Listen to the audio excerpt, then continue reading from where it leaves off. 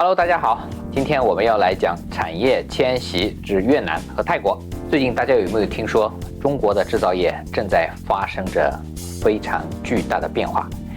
你又有没有受到影响，或者被迫在做一些打算和决定呢？看人真准。其中有2个离我们比较近的热点目的地，就是泰国和越南。在疫情之前，大部分人可能对泰国要了解的比越南要多。我们今天先来补充一点越南的信息，然后再把越南和泰国进行一个比较。越南就是《阿甘正传》里说的那个 Vietnam。土地。我们第一先说土地，建筑相关的首先是要有土地，因为建筑是附着在土地之上的。在越南，土地都是由1级的开发商来进行对外卖的，而不是通过国家和政府部门。那么，所以到越南买土地的话，也要非常注意，有可能会上当受骗。那么，越南的土地包括住宅，对本国人来说是私有的，是终身的。那么对外国人来说就不是这样，只有50年。那么如果土地回到了本国人的手上，那么又变成永久和私有的了。土地市场1级开发商大部分是私企和外企，从1级开发商拿到地开始算是50年。所以呢，你拿到土地的时候，你需要搞明白，拿到你手上的土地还剩多少年，因为那个土地的50年是从到1级开发商的手上开始算50年的。越南是一个私有制的国家，但是呢，它又有一个纪委，是抓贪官的那个纪委吗？这个纪委不是纪律委员会，是计划委员会，有点相当于中国的发改委，就是搞计划经济的。所以越南也是一个非常奇怪的国家，它又是私有制的，又是搞计划经济。那么很多事情都要到计划委员会去批。土地费，越南的土地费是分为有1次付清和每年交钱的。现在的趋势越来越多的是每年去付钱，这个土地就不会在私人的手上停留很久，整个国家或者是说1级开发商的土地调整也会有更多的余地。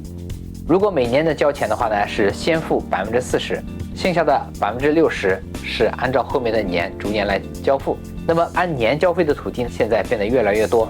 土地在银行做贷款，这样呢就变得不值钱了。企业在退出时把土地卖出去是没有土地增值税的，当然企业还是有20%的营业税。转让要通过土地的1级开发商来协调，土地的上家和下家和1级开发商做一个3方协议来进行转让。土地的出租不建议考虑像中国大陆一样，自己先盖很多的厂房，用一部分，剩下的部分出租出去，感觉这样子比较划算，又可以赚到很多的钱。越南的工业开发一般来说，要么自己建厂房全部都用掉，要么就是找有执照的公司去完全的去租厂房，不建议呢建一部分再去租出去一部分。有些人想要在越南收地开发，越南的土地开发都是需要有投资执照的，投资执照就跟营业的内容是相关的。如果土地在转换的时候的话呢，上面也要去修改投资执照的内容。如果投资执照的内容跟你的后续的土地开发对不上，会很麻烦，因为它还有一个纪委，还有一些审批部门。所以的话，如果他们发现了你的土地的投资的属性和你现在的经营属性是对不上，你就会被不允许了。不可能，不可能啊！死了这个心。现在呢，已经也有很多个案例，发现了买了土地，然后呢投资执照办不下来，然后呢又把土地退掉的这个情况。也不要考虑想要在土地上面去炒地皮，因为退出的时候呢会有很多的限制。那么无非是企业退出的时候是用 JSC 结构。什么是 JSC 结构呢？这个 JSC 结构呢是指股份制的企业，50个股东以下的股份制企业。那么这个 JSC 的股份制企业目前还是越南的一个小小的 bug， 因为这种企业它卖掉之后呢，只要1/1000的税。当然，您还是要考虑这种企业的结构是不是符合您企业的发展，因为您的一般来说首要的目的是去做工业，而不是炒地皮。工业投资前期，我们来说工业投资的前期，那么在越南，建筑业是几乎没有国营企业的，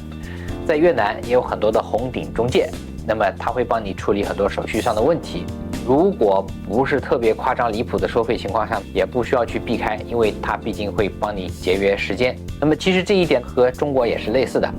在中国大陆的话，如果很多的外企过来做项目，也会聘请很多的中国的当地的公司作为顾问咨询单位。中国的企业提供一些当地的 local 的服务和咨询，那么也会帮助他们加快推进一些手续的办理和一些技术的审查。那么越南的项目审批也是先从总图开始，然后呢还有施工图、许可证等等，那跟中国是类似的。但是呢，在越南的话，根据不同的项目，超过3000平方米或者超过4000平方米，就要到越南的首府河内去审批了。那么这个面积限制呢，看起来是不可思议的，不可能，绝对不可能。因为3000平方米和4000平方米看起来，其实在中国来说是一个非常小的项目，在世界上也是一个非常小的项目。但是呢，他们都会需要到河内去审批，河内的相关部门的人也会坐飞机过来验收。那么一般来说，要到第2次才会通过。那么其中的理由呢，你自己想一下。好，我陪你嗨到喝到这个海枯石烂，天花地久。越南的项目手续不像国内的一些工业用地，如果你的土地手续办完，拿到了土地证之后，马上就可以开工建设。很多设计审批的手续都是前置的，那么越南不可以这样，所以呢，越南的一些相关的手续也是会花费较多的时间。这个部分呢，你要做好充分的时间的一个准备。有很多的项目在越南，即使拿到了土地以后，也过了很久才能开工，拿不到审批。急得我大把的掉头发。比如在越南投资非常大的乐高企业，就是拿到土地之后，1年多都拿不到开工的一些审批文件。越南的建筑规范呢，相对来说没有中国那么复杂，但是呢，因为最近越南是非常火热的投资地区，规范修改也会相当的频繁和快速。那么在越南的话，消防规范也跟中国大陆有所不同。那么最近规范修改的非常的多，非常的频繁。有一版新的规范只用了1年，那么到了明年也许又有更新的规范来更新，所以最近每年可能越南的规范你都需要值得留意一下。绿化率在中国的话呢，工业的绿化率也是规定的非常严格的，但是有的地方是可以有一些宽容度。在越南的话，绿化率是非常严格，是20%，而且规定和执行都非常的严格，这一点需要特别注意。那么在越南，好消息是没有安全局，没有质检局，没有监理公司，这个有点像中国的20年以前，还没有很多规范化的生产管理单位。越南的任何的工程，连包括装修都要去申请通过审批才可以得到许可的。首先需要提供图纸，然后呢一级开发商去办理这些手续得到批准，你才可以去开工。新的住宅开发是没有多层也没有小高层，基本上就是高层。最近呢，因为越南的华裔的首富万盛发的老总张美兰被抓起来了，出了个大事，还牵连了很多其他的人。那么越南的地产也是受到了很大的一个震动，政府呢也在救市，包括也在研究中国的这几十年一路走来的地产的路，采取一些救市的措施。